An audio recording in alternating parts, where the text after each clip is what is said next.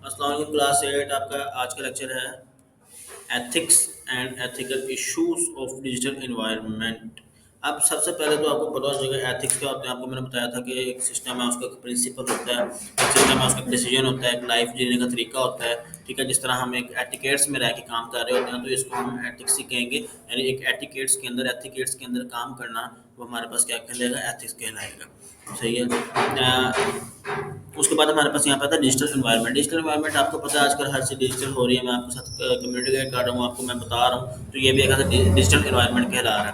ठीक है, उसके बाद digital environment is increasingly popular tool in family and child research. यानी इसमें हम बहुत ज़्यादा कह लो कि पॉपुलर हो गया है बच्चों के दौरान।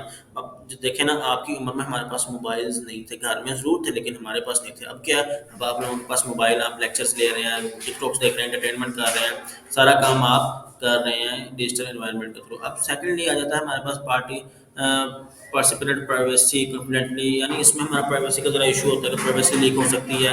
ठीक है, कॉन्फिडेंटली कुछ भी हम इसमें ना कंसर्न हो सकता है, लाइक आप कोई भी डाटा लीक हो सकता है, लेकिन हमने इसमें अपने आप को लाजमी तौर पे सेफ रखना होता है एथिकल इश्यूज़ के अंदर, डिजिटल एनवायरनमेंट के अंदर।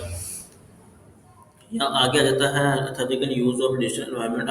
हम इसका यूज़ है कि आपने डिजिटल एनवायरनमेंट के अंदर, लाइक अगर फ़र्ज़ करें मैं आपको ऑनलाइन लेक्चर कन्वे कर रहा हूँ ना, आप पता नहीं मुझे क्या-क्या कह रहे हों, बैठ के स्क्रीन पे मैं कौन सा आपको देख रहा हूँ। तो इसमें सबसे पहले हमने क्या करना था, बी रिस्पेक्टफुल। सबसे पहले आपने एक-दूसरे की रिस्पेक्ट करनी है। उसके बाद आता है प्रोटेक्ट योर रेपुटेशन। आपने अपनी इज़्ज़त खुद बचानी होती है, सही है?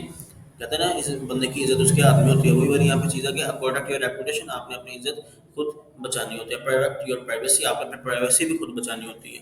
उसके बाद ट्रस्ट और ऑनेस्टली इंटरनेट के ऊपर नहीं करनी। ठीक है, सीधी सी बात है।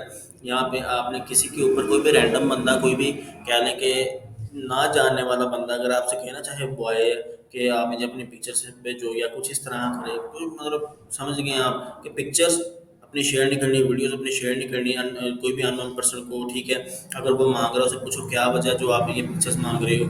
ठीक है, इस तरह तो वो बहुत से इलीगल यूज़ हो सकते हैं। आपने अपना क्या लगे पर्सनल इन्फॉर्मेशन बिल्कुल शेयर नहीं करनी। उसके बाद आता है, उसके बाद डूइंग गुड एंड प्रिवेंटली हार्म, आपने अच्छा करना है और नुकसान से बचना है। उसके बाद आपने यहाँ पे क्या लगे अकाउंटेबिलिटी से भी बचना है। ठीक है, लाइक अकाउंटेबिलिटी क्या होती है, अकाउंट्स मेंटेन रखने हैं आपने, अपना कोई भी आईडी पासवर्ड यहाँ पे आपने नहीं देना। तो आज के लिए हमारा लेक्चर यही है, तो इसको आपने रीड आउट कर लेना है और पढ़ भी लेना है एक दफ़ा। ठीक है, याद भी कर लेना है।